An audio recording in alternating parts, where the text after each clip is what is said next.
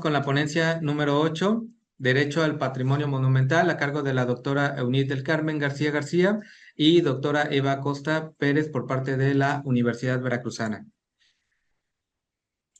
Bueno, buenas tardes a todos. Un placer estar aquí con ustedes. Estamos aquí una al lado de la otra. Bueno, la ponencia que les presentamos habla sobre el derecho al patrimonio monumental. Eh, ¿Qué implica esto? Bueno, implica la protección y el acceso a los bienes arquitectónicos de valor histórico y artístico esenciales para la identidad colectiva urbana. Con este trabajo se examina su condición como derecho humano y urbano, señalando retos y oportunidades de conservación que requieren participación activa y corresponsable con la ciudadanía. Cuando se habla del derecho de patrimonio monumental, significa reconocer, garantizar y ejercer un conjunto de prerrogativas ciudadanas vinculadas al acceso, goce, participación, preservación y resignificación del patrimonio edificado con valor histórico, cultural, artístico y social. Este derecho no es solo jurídico o administrativo, sino profundamente cultural, territorial y político. En esta ponencia intentamos explorar cómo este derecho es un pilar esencial de la identidad cultural, sino que además es un motor para el desarrollo social y económico sostenible de la región. Se intenta recalcar que la omisión de este derecho conlleva a la fragmentación cultural y a la degradación urbana, dejando un hueco en el legado patrimonial para futuras generaciones. Se usa como base metodológica un enfoque cualitativo con el fin de poder percibir su evolución, significación e importancia del patrimonio artístico. Se analizaron algunas leyes, normas y declaratorias que abogan por esta conservación. Siguiente, por favor. Siguiente. Y bueno, este derecho tiene amenazas, ¿no? Amenazas muy relevantes que lo condicionan y lo modifican. La mercantilización y la gentrificación, que ya se mencionó en ponencias anteriores.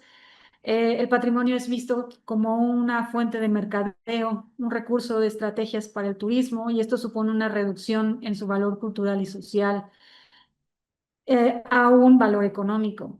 La patrimonialización excluyente y elitista se trata de ciertos bienes, narrativas y memorias que lo legitimizan como un patrimonio, mientras que otros quedan invisibilizados y privilegian la visión de las élites y marginan las de las comunidades. La privatización del espacio público, bienes patrimoniales que deberían funcionar como espacios colectivos de encuentro y disfrute se privatizan. Siguiente, por favor. Estas amenazas nos llevan a buscar un marco teórico que toma como referencias contemporáneas con diversas visiones como las de Smith, que ve al patrimonio monumental como una construcción social, histórica y política, donde la selección de lo que se conserva y celebra refleja el poder o disputas simbólicas. Desde la visión de los derechos humanos, el patrimonio se vincula al derecho a participar en la vida cultural y al derecho de beneficiarse de este progreso. William Logan enfatiza que el patrimonio debe ser considerado un derecho cultural colectivo que promueve la inclusión social y la justicia cultural. Y por otro lado, tenemos como el convenio del Consejo Europeo, que es el convenio del Faro, que reconoce que el patrimonio tiene un valor social y económico importante y que debe de facilitar la participación activa de los ciudadanos en su gestión y gobernanza. Siguiente, por favor. Ya se ha mencionado a Lefebvre y también a Hedy, que nos hablan de su visión del espacio social y del derecho a la ciudad en un marco patrimonial que se llena de simbolismo y que guarda memorias compartidas. La siguiente. Si bien, la siguiente, por favor. No vamos a hablar aquí del extenso marco jurídico nacional, internacional o local. Sin embargo, sí es preciso mencionar que aunque existe sea este sólido en su diseño, enfrenta limitaciones en su implementación. Estudios críticos han señalado que la normativa mexicana se ha enfocado más en la conservación material que en la participación ciudadana, lo cual genera tensiones, pues la efectividad de las disposiciones dependen de la voluntad política y de las capacidades institucionales, lo que lleva a una aplicación discontinua y fragmentada.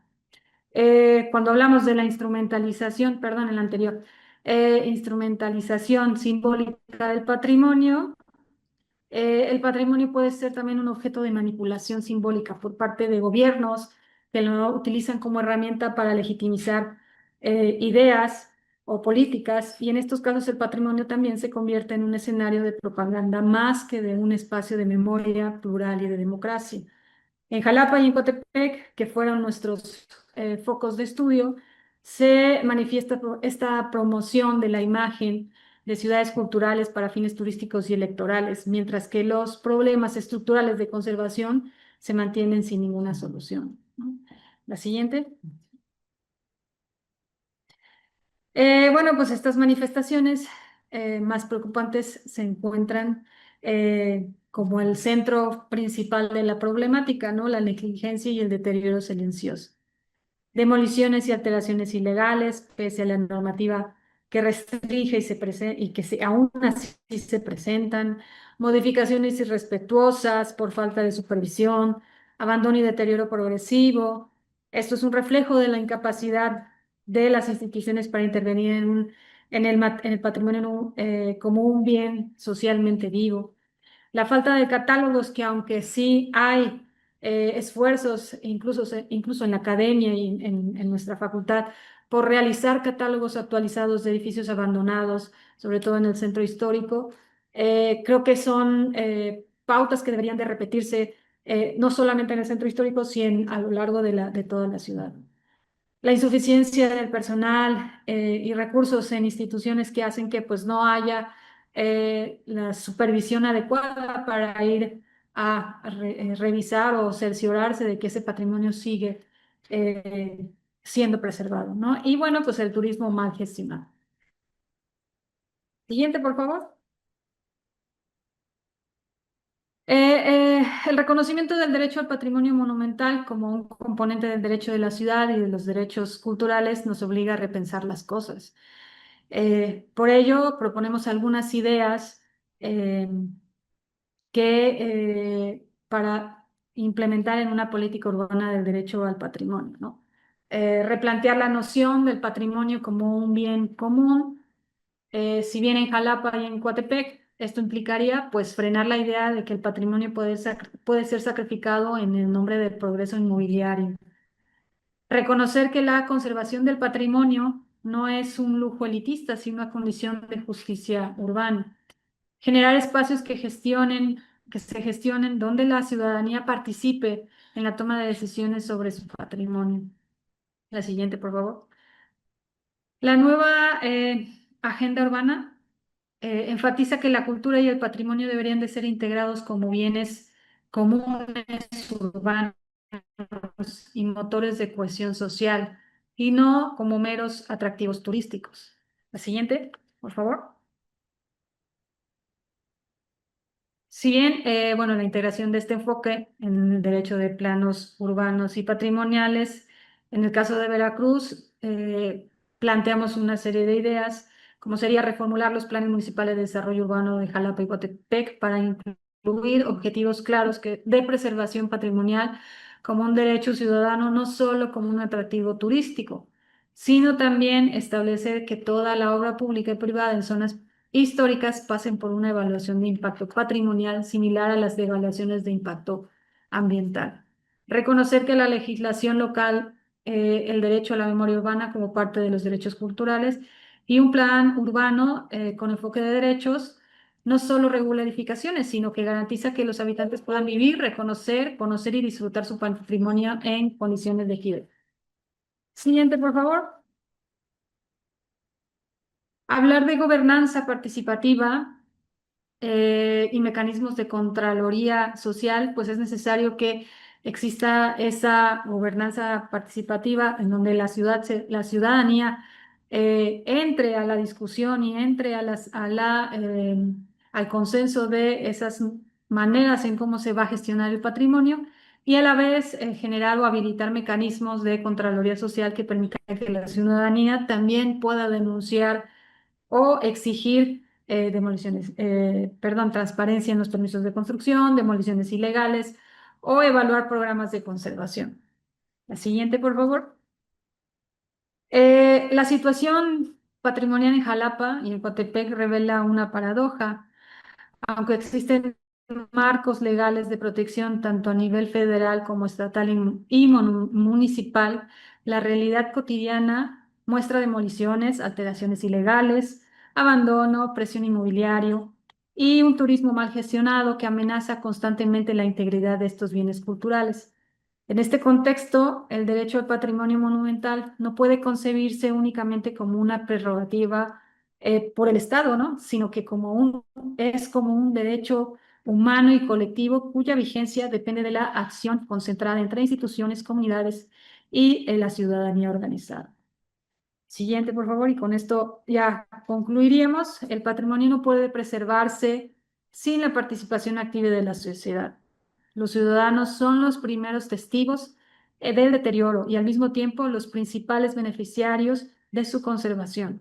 Por eso la importancia de la vigilancia y la denuncia ciudadana, la organización comunitaria y sobre todo la educación y la sensibilización.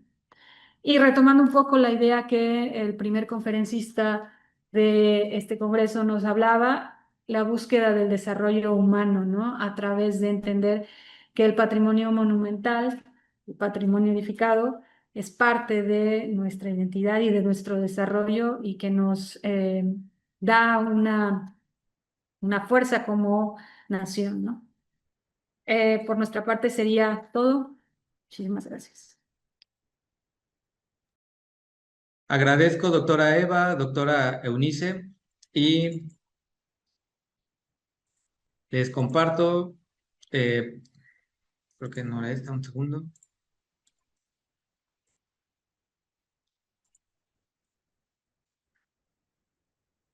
Les compartimos y les agradecemos a nombre del Congreso de Zonas Metropolitanas a la doctora Eva Costa y a la doctora Eunice del Carmen como ponentes en la Mesa 1, Derechos Humanos y Derechos Urbanos con el tema Derecho al Patrimonio Monumental.